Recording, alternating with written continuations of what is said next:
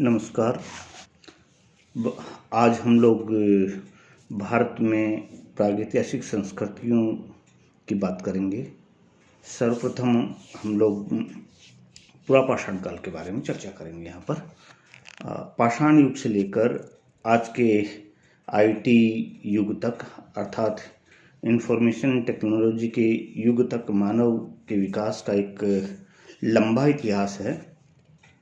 अपनी विशेष प्राकृतिक क्षमताओं के कारण ही मानव को औजारों के निर्माण में प्राकृतिक वातावरण के अनुकूल और नए नए आविष्कारों के क्षेत्र में सांस्कृतिक और प्रौद्योगिकी की सफलता प्राप्त हुई। प्राचीन पाषाण काल से लेकर नवीन पाषाण युग तक सांस्कृतिक विकास के विभिन्न चरणों में मानव की इस विजय यात्रा ने कालांतर से अनेक सामाजिक और सांस्कृतिक परिवर्तनों को जन्म दिया। कांस्य युग और तदंतर लौह युग के आगमन के साथ राजनीतिक, सामाजिक, आर्थिक और सांस्कृतिक क्षेत्रों में और भी परिवर्तन हुए। हम देखते हैं कि कांस्य युग में पेशेवर संगठन और शहरी बस्तियां बनी, तो लौह युग में सामाजिक और राजनीतिक संस्थाएं जटिलता की ओर अग्रसर हुई। विज्ञान का विकास हुआ, विशेष रूप से चिकित्सा विज्ञान, नक्षत्र विज्ञान और गणित विज्ञान, इन तीन में विशेष विकास हुआ। ये सब बातें ऐतिहासिक सभ्यता के उदय से पूर्व में उत्गठित हो चुकी थी। संस्कृति के भौतिक पक्षों का विचारों, मूल्यों और सामाजिक संस्थाओं के साथ ही विकास हुआ। इस प्रकार संस्कृति मनुष्य के तात्विक पक्ष अर्थात बौद्धिक, धार्मिक व नैतिक पक्षों की अभिव्यक्ति है। संस्कृति वस्तुतः आंतरिक भावों के आत्म प्रकाशन का प्रगाढ़ प्रयत्न है।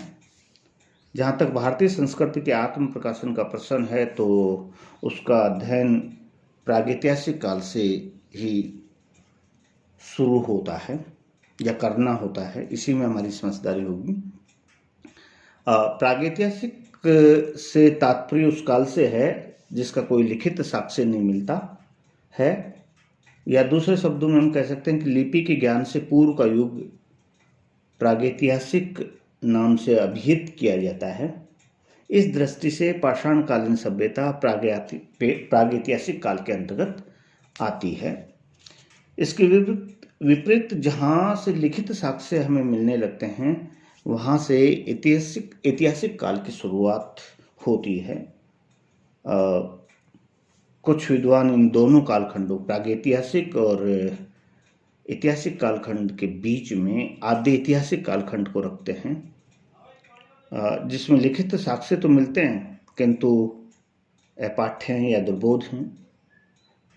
निश्चित निष्कर्ष तक हम लोग नहीं पहुंच पाते हैं। और उसका सबसे बढ़िया उदाहरण सिंधु सभ्यता है हमारे यहाँ पे। भविष्य में निष्कर्षों की संभावना है। जब पढ़ लिया जाएगा इस लिपि को, तो शायद इस समस्या का समाधान भी हो जाएगा। भारत में प्रागैतिहासिक काल का पहली बार ज्ञान हमें 1863 में रॉबर्ट बुशफुट ने, जब मद्रास के पास पल्लवरम नामक स्थान से पाषाणकालीन उपकरण खोजे, वहीं से प्रारंभ होता है। अर्थात इसका मतलब ये हो कि 1863 में रॉबर्ट बुशफुट द्वारा पल्लवरम में जब पाषाण उपकरणों को खोजा, तो हमारे प्रागैतिहासिक काल का अध्ययन यहीं से प्रारंभ होता है। इसके पश्चात William King, Brown, Cockburn, C L Carlyle आदि विद्वानों ने अपनी खोजों के परिणाम स्वरूप विभिन्न क्षेत्रों से कई पूर्व पाषाण काल के उपकरण प्राप्त किए।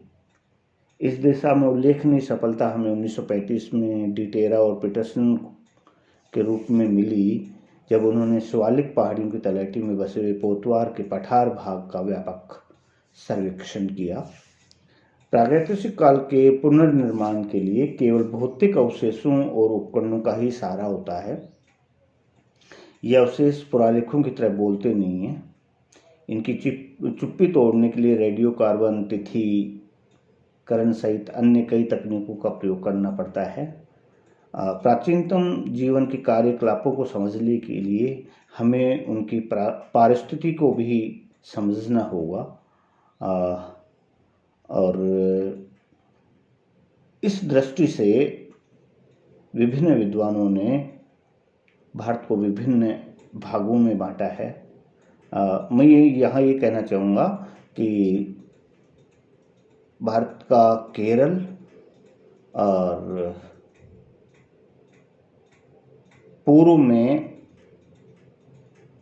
जो 7 प्रदेश हैं उनको छोड़ दें तो शेष भारत में हमें प्रागैतिहासिक संस्कृति के बारे में जानकारी मिल चुकी है अब तक। पारिस्थितिकी सामाजिक विकास में सहायक भी हो सकती है और बाधा भी हो सकती है। तकनीकी ज्ञान मानव को उसके पारिस्थितिकी नियंत्रण से मुक्त कर देता है। इसका प्रभाव हमारे यहाँ भी पड़ा और भारत में कई स्थलों से प्रागैतिहासिक मानव द्वारा बनाए गए कई तरह के उपकरण एवं अन्य सामग्री प्राप्त हुई है। प्रारंभ में मनुष्य पत्थर के औजार बनाता था, क्योंकि पत्थर उन्हें अपने आसपास आसानी से उपलब्ध हो जाता था, इसलिए उसका सर्वप्रथम उसने प्रयोग किया। और वह प्राकृतिक पदार्थों का रूप बदलकर तरह तरह के औजार और हथियार बनाता था और अपनी दैनिक आवश्यकताओं को पूरा करने के लिए उसका उपयोग करता था। मानव की पहली आवश्यकता थी अपनी भूख मिटाने के लिए शिकार करना और भोजन एकत्र करना। बाद में अपने जीवन स्तर को सुधारने के लिए मनुष्य ने पत्थर के औजारों का प्रयोग किया। औजार सर्वप्रथम पाषाण के बने थे, इसलिए इस युग को पाषाण युग या प्रस्तर युग कहा जाता है। पाषाण काल को 3 भागों में विभक्त किया जाता है। पुरापाषाण काल ये सबसे लंबा है। पैलियोलिथिक एज जो है वो सबसे लंबी है विश्व में, लगभग 5 लाख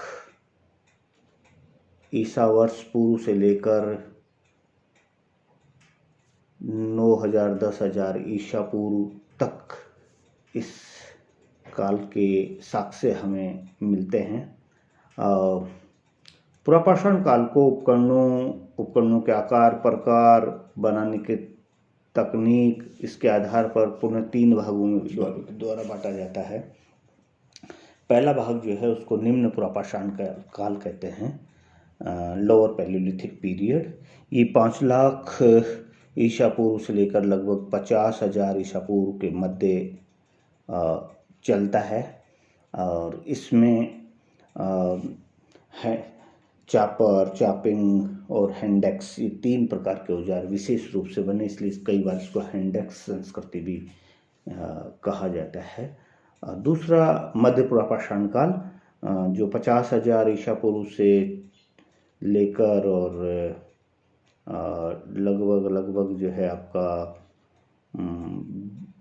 30,000 ईसा पूर्व तक चलता है। और फिर तीसरा जो भाग है उसको उच्च पुरापाषाण काल कहा जाता है, जो 30,000 ईसा पूर्व से लेके और लगभग 10,000 9,000 ईसा पूर्व तक चलता है। इस समय तक मानव का पूर्वज होमो सैपियंस का उदय हो चुका था। और उसके बाद में जो सेकंड फेज जो है पुरापाषाण काल के बाद में उसको मध्यपाषाण काल कहा जाता है, अंग्रेजी में मेसोलिथिक कहा जाता है। ये 10,000 ईसा पूर्व 10-12,000 ईसा पूर्व से लेकर 4,000 ईसा पूर्व के मध्य रहा। और तीसरा जो है उसको नवपाषाण काल या नवप्रस्तर युग कहते हैं, जिसको नियोलिथिक एज कहा जाता है। ये 4,000 ईसा पूर्व से 2,500 ईसा पूर्व के मध्य रही ये संस्कृति, और ये खाद्य उत्पादक लोग थे एक प्रकार से। और मध्यपाषाण काल जो है आपका मेसोलिथिक एज का जो व्यक्ति जो है वो आखेटक है, पशुपालक है। तो तीन काल और 3 प्रकार की व्यवस्थाएं हमें दिखाई देते हैं। पुरापाषाण काल में आखेटक और खाद्य संग्राहक, मध्यपाषाण काल में आखेटक और पशुपालक, नवपाषाण काल में वो खाद्य उत्पादक बन जाता है। प्रपाषाण संस्कृति की अगर हम बात करें तो प्रपाषाण संस्कृति का उदय अभिनूतन युग में हुआ। अभिनूतन युग एक भूवैज्ञानिक काल है जिसमें बर्फ युग अपने अंतिम चरण में था। इस काल के औजारों में बढ़ते कालक्रम में उनकी सुदृढ़ता, कुशलता और सौंदर्य पाए जाने लगा, साथ ही विविधता भी। तो सबसे पहले चापर, फिर चापिंग, फिर हैंडेक्स, फिर क्लीवर और फिर स्क्रैपर, और उसके बाद में फ्लैग टूल्स जो है आएंगे, हम आगे इनकी चर्चा करेंगे। निम्न पुरापाषाण युगीन संस्कृति की अगर हम बात करें तो इसके उपकरण सर्वप्रथम हमें पंजाब की सोहन घाटी से प्राप्त हुए। वर्तमान में क्षेत्र पाकिस्तान में चला गया है, इस कारण इसे सोहन संस्कृति भी कहा जाता है। और इस संस्कृति में हमें पैबुल और पैबुल के साथ में चापर और चापिंग की जानकारी मिलती है। पत्थर के टुकड़े जिनके किनारे पानी के बहाव में रगड़कर खासकर चिकने या सपाट हो जाते हैं, इन्हें पैबुल कहा जाता है। गोलासम जिसको हम लोग बोलते हैं, गोल मोटोल हो जाता है ये। चापर बड़े आकार वाला उपकरण है जो पैबुल से बनाया जाता है। इसके ऊपर एक और फलक निकालकर धार बनाई जाती है। चापिंग उपकरण द्विधारी है, द्विधार वाला होता है। इसमें पैबुल के ऊपर दोनों किनारों को छीलकर उनमें धार बनाई जाती है। इस युग की जो बाद में जो औजार बना उसको हैंडेक्स कहा जाता है, कुल्हाड़ी कहा जाता है। और ये बहुतायत में मिलती हैं हमें, जैसा कि 1863 में पल्लवरम से रॉबर्ट ब्रूसफुट को मिला था। इसके बाद में मद्रास के निकट ही अत्रिपक्कम से भी हमें इस प्रकार के औजार तत्काल बाद में मिल गए थे, 63 के बाद में, 1863 के बाद में ही।